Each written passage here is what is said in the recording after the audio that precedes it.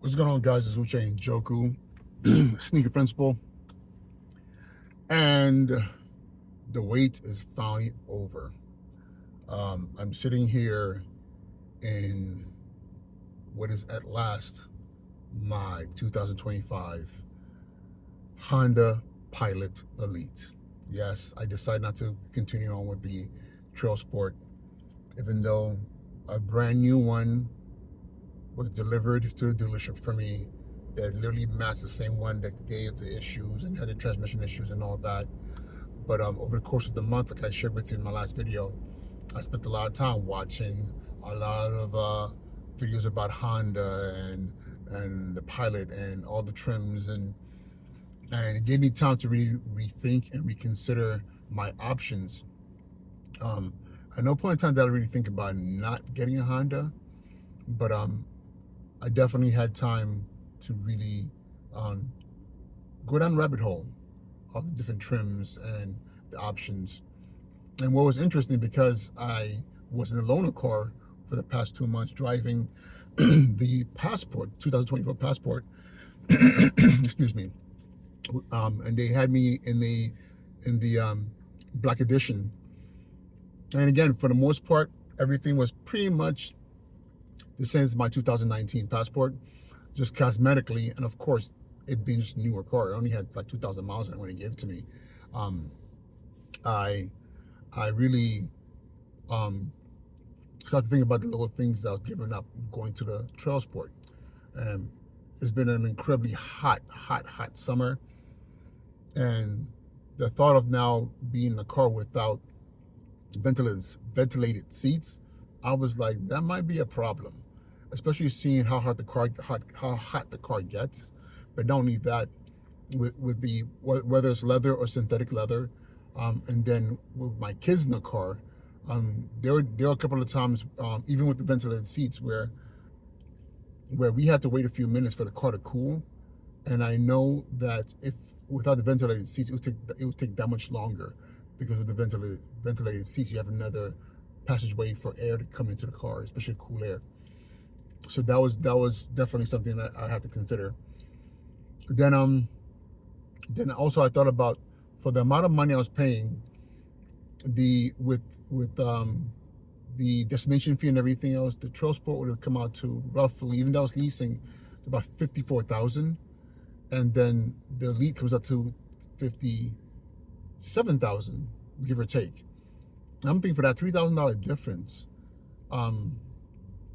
the little amenities that I've given up, like having the hands-free tailgate. I mean, for somebody who's always carrying stuff and groceries and kids' bags and all a bunch of stuff, I mean, I would love to just do my kick under the car, my foot wave, and get the tailgate to open. But not only that, the walk away option as well, where you push a button and you can grab your bags and walk away, and literally within seconds, the lift gate just closes. Again, no brainer. The auto folding windows when you turn your car off, I believe the Trailsport had that too, but again, I don't remember, because I only had it for like 2 days. But again, just little things that just make sense. But I'll tell you what the biggest one for me is, and this was found in Trailsport. For those of you who have a Honda where you have to wire connect your phone to the info center, I'm telling you right now, I can't even. I mean, the number of cords that I've gone through that eventually won't connect. You have to go buy a new cord, and eventually that won't connect either, was ridiculous. Excuse me. So the fact that and Trailsport had this as well, that I have wireless connection, is so dope, because now I don't have to worry about losing my Apple CarPlay, because the USB cord is getting finicky.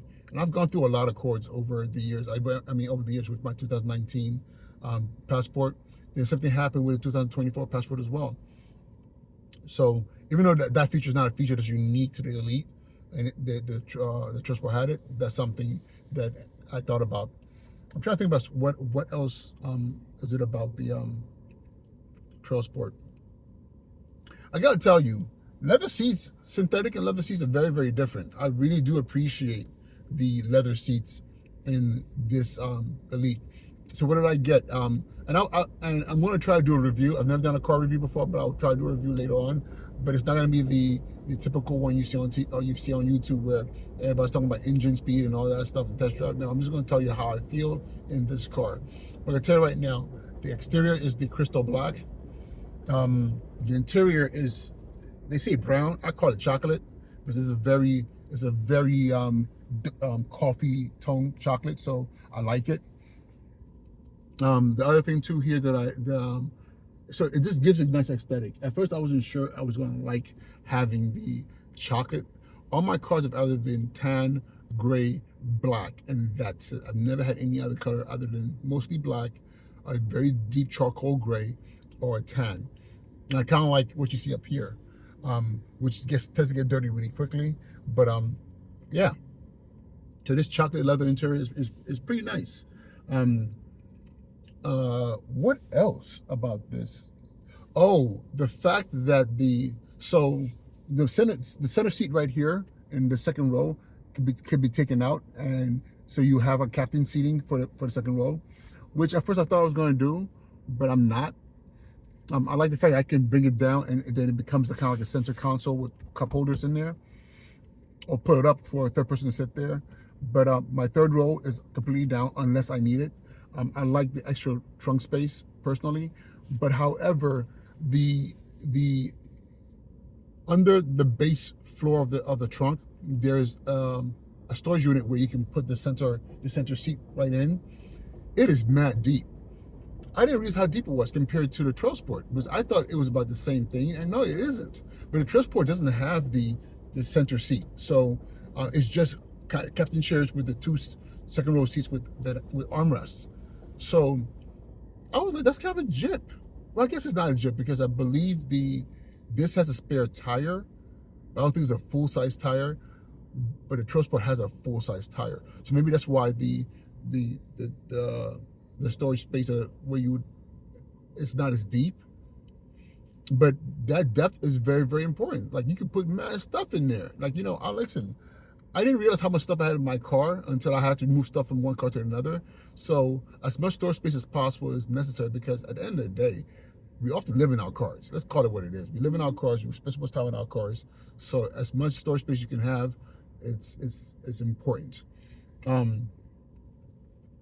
But outside of that, everything is copacetic. Like, I like this. I'm also low key enjoying the sun moonroof, whatever. I'm sorry, punish me, but having this huge moonroof skylight, I haven't had enough coffee yet. It's dope. My kids love it because when we're driving, I have it open and with the air blasting, so it's not as hot, and they just love looking into the sky and seeing everything. So it's kind of cool. Kind of reminds me of my buddy's Tesla that had what is this called? I'm sure somebody's gonna remind me. I just thought it was really dope to have that option. Then outside of that, yeah, I'm pretty happy with this. The only thing that I'm probably going to do is there's a lot of chrome. It's not a lot of chrome, but a lot of chrome. I've never been a fan of the silver and the chrome on everything. So I'm considering actually having the chrome wrapped into like a matte black, and on the windows and on the window ledges, and then the front chrome, and then there are air vents on the front of the car. There's two pieces there too, and I'm thinking about just getting them wrapped black and just keeping everything black. So the only thing that would not be black would be the rims. But but it's really just more of a guilty pleasure of saying, hey, I wanted to make these little cosmetic changes. But outside of that, the car drives amazingly well. My kids love it. The Bose sound system is banging, and yeah, overall, I think I know I made a great choice, stepping away from the Trailsport and going with the Elite. It's fully loaded. It has everything in there. Oh yeah, the other thing I almost forgot is the console, the display. Man, the fact that you can like customize it to fit what you're looking for is really really dope. It's like you're having an iPad right there in front of you. Um, yeah, so I love that as well. I wish they would have put a bigger info center in this car and all of the on the pilots, because it's funny that the Honda Accord has a 12-inch and this is a 9-inch, but also that's really much cosmetic. And it's one of those things you can definitely live with. Um, but outside of that, it's a beautiful car. I'm loving it, and I'll be doing a review shortly, kind of doing a walkthrough and showing you the car overall. But thank you again for those of you who supported me through this journey. Thank you, Honda of New Rochelle, for following through and getting me back to center again.